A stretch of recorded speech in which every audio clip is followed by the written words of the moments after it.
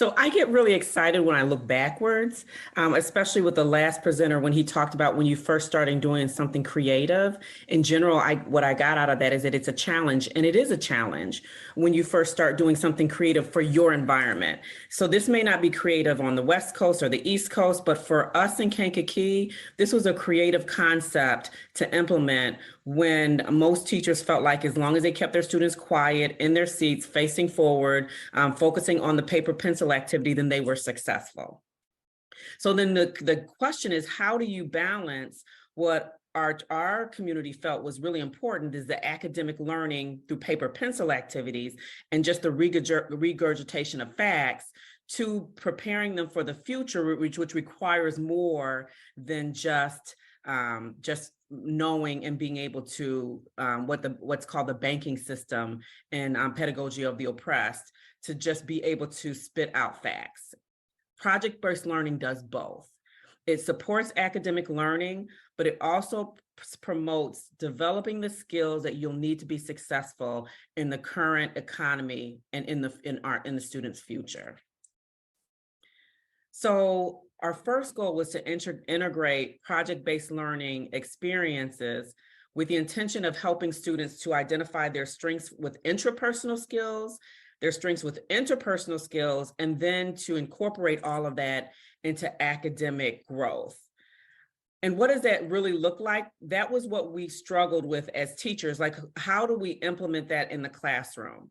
Well, with defined learning, it was just very step by step. Like the first project was very simple. They were given the recipe and all they had to do is implement the recipe. But what was creative about our product, or the product that we were using, is that as teachers grew and understand how to implement, they could make some modifications in the project within the same system. So when I look back on our mistakes, one of the things that we had to recognize is the importance of supporting our teachers in that shift from one model to another.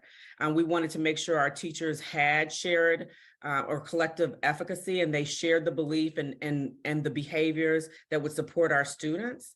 We wanted our students to be self-reflective and to really understand how they're progressing in the system.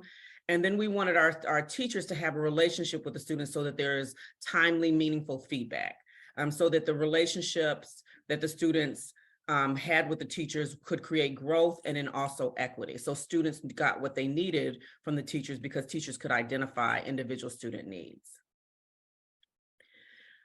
What I really felt strongly about, and I still feel strongly, is that implementing project-based learning actually creates equity. And I think that because we're a diverse community, people think we have everything we need. We have diversity in terms of the economic diversity. We have diversity in terms of gender diversity. We have diversity in terms of race. We have the diversity, but we didn't necessarily have inclusion. So diversity is who's in the room, but inclusion is when you're in the room, do you have a voice in that room? I don't think that we had a really strong inclusive environment where everyone in the room had a voice.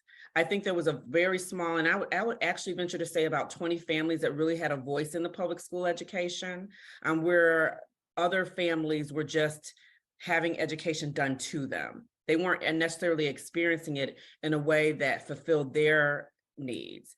Equity is when the people are in the room, they have a voice, and they get what they need to survive, to be successful, to thrive. What I also looked at when we were implementing PBL is that the goal is to raise achievement, but also give our students a sense of belonging in the environment, so that we could eliminate the gaps between the highest and lowest performers.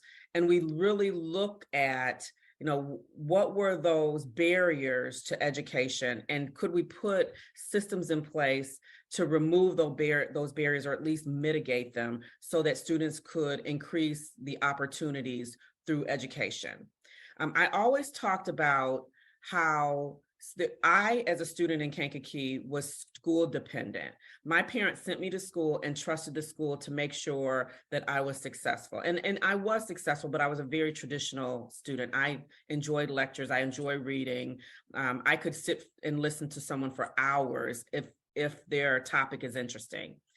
What we're seeing is that many of our students are not traditional students, and they need something different. And in order to create that environment that helps that traditional student and that non-traditional student, you have to be creative in the implementation of the curriculum materials and the curriculum content. That is the reason why project-based learning is so important, because students are actually going to get not just what we have to give them, but what they need, because they'll have an opportunity to choose, how they present the information, what products they want to display, and sometimes even choose like what career they're really wanting to explore. And we had a project about 5 or 6 years ago where the project was about one thing, and out of that outcome, a student decided that they wanted to go into coding, and which the project wasn't about coding, but through that experience and the product that student chose, he knew that he wanted to go into a field that really focused on coding.